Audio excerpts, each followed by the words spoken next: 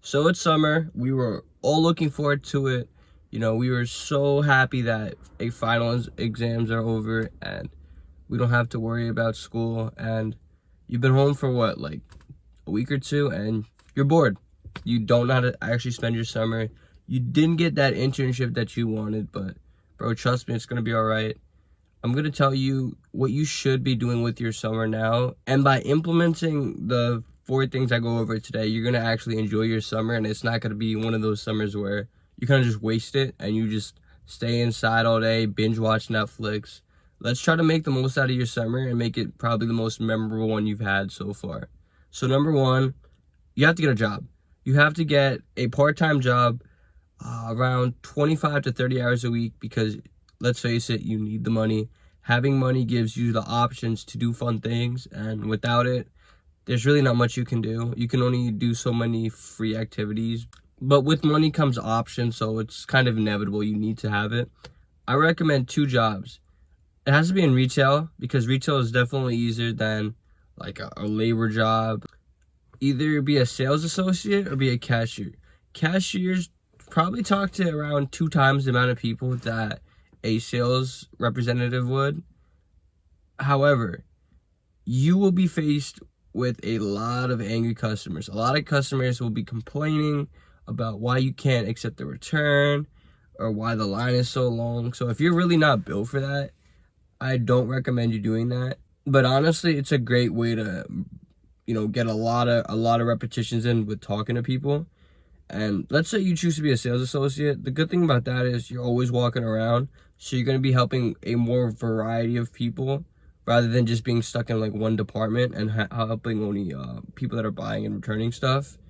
You're going to have to probably think a little more, and it's going to be good for you. The social interaction, especially if it's like a morning shift, it just gets you ready for the rest of the day. You don't want that job to take over though. Like, the job shouldn't be the only part that you're socializing, but it should be giving you a boost. It should be giving you a start to a good day full of socialization and the ability to just talk to anybody afterwards.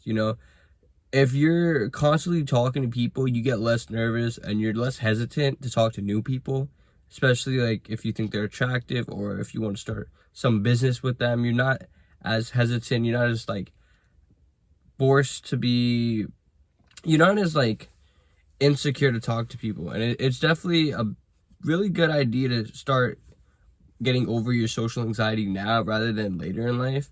So one of the easiest ways you can do that is with one of those 2 roles, or if you get a sales job in whatever you're selling. But a sales job literally forces you to talk to people, and it literally is probably it's not an easiest way to get over social anxiety, but the process of doing it, I would say, is the quickest. And yeah, it's going to be very difficult at first, but once you overcome it, it's going to be a lot easier for you to talk to people. You're literally getting paid to talk to people. Your commission, your paycheck is dependent on how well you communicate with other people. So it's one area of life. It's one area, but it helps you in so many different aspects of your life that I think it's worth it if you can get a good structure or you can get a good deal with the commission. The second thing I recommend doing, don't get mad, but I recommend doing at least some sort of coursework. I know. Nobody wants to think about school right now, but by doing this is going to put you so much further ahead of your competition. And it's those little sacrifices that you have to make in order to stand out. Go on like LinkedIn Learning, find some course that's like relevant to your major that you think could help you, and divvy it up into proper time increments that are, it doesn't become overwhelming to you and you don't feel like it's too overbearing and it's taken away from your enjoyment in the summer. Ask one of your boys to do it with you too. That way you don't really lose motivation and just not go through with it at all. But it's not going to be too much, and the amount of time you put in now, you will reap the benefits of it later. Third thing you need to do, travel. If you have the money, I'd say go to a different country, go to a place where the culture is completely different.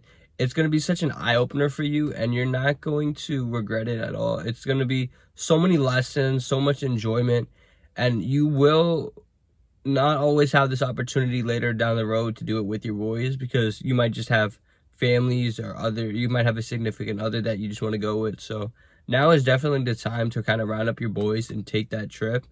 If that's too expensive, you can always do something in the States. A lot of people go to Florida. You can go to like Texas, Cali, whatever fits your budget. I would recommend staying at least a week. If you're making a trip, some people only stay for like 2 or 3 days, and I don't think that's enough time for you to really get the most out of your trip without kind of cramming stuff and just, it's just not worth it. Stay at least a week, understand, come in with an agenda too, because if you guys all just show up and not have a single thing planned out, you're not gonna optimize the trip, and it might just be boring, and you are gonna feel like you're overstayed and you should have just stayed a short amount of time. No, you have to just plan it out. Figure out what excursions you guys are gonna go to, what restaurants you want to try, what theme parks, what beaches you want to go on. You have to have this all planned out, and if something comes up and you have to break the schedule, or you have to make a spontaneous plan, cool, that's fine. But too much of that is just not gonna result in a good trip. And if you can't afford that, the cheapest thing you can do is to literally go hiking or just go on walks. Walks are free. You just gotta find the locations. So literally look up like scenic routes near you, or like parks near you, or hiking trails near you, and you'll be surprised what you can find. You'll find a lot of beautiful stuff in nature. And this is also good for your anxiety levels, because you're not behind any technology. You're just in nature, and it's very soothing. It's gonna teach you how to just take a pause from life and just enjoy the moment and just enjoy Mother Nature. You're gonna smell the trees, the grass, and you're gonna hear the chirping of the bird, and it's so soothing to the soul, in my opinion. I really do enjoy going for walks. If you do go though, make sure you wear bug spray.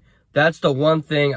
These bugs will eat you alive. So if you don't come protected, it's kind of GG for you. The last thing, this is also a simple activity, but it's gonna bring a lot out of you, and it's gonna bring a lot out of your friends as well. Try to have deep talks with them. It has to be towards the nighttime where everyone's relaxed and everyone has like an open mind, and just literally start like a bonfire or something. Not a bonfire, just have like a campfire going, have some s'mores, and then just ask your boys some deep questions. See what they have to say, and before you know it, you guys are going to be talking for hours, and you're going to have a better idea of where your futures lie. I would always ask like, oh, what happens if we all have to move to different states because of work? How are we going to remain in communication? Big deep questions like that, it just forces everyone to really think and give quality answers. Deep questions result in deep answers, and that deep dialogue is just going to continue into the night. Before you know it, you're going to be talking for 2-3 hours, and you're just going to leave with a better feeling, and you're going to know how much your boys truly care about one another, and that is just truly priceless. Enjoy your summer though, guys. Like, come on, there's been so much uncertainty in this world that if you don't make this summer worthwhile, you're just wasting it, and it's just something you're going to regret forever.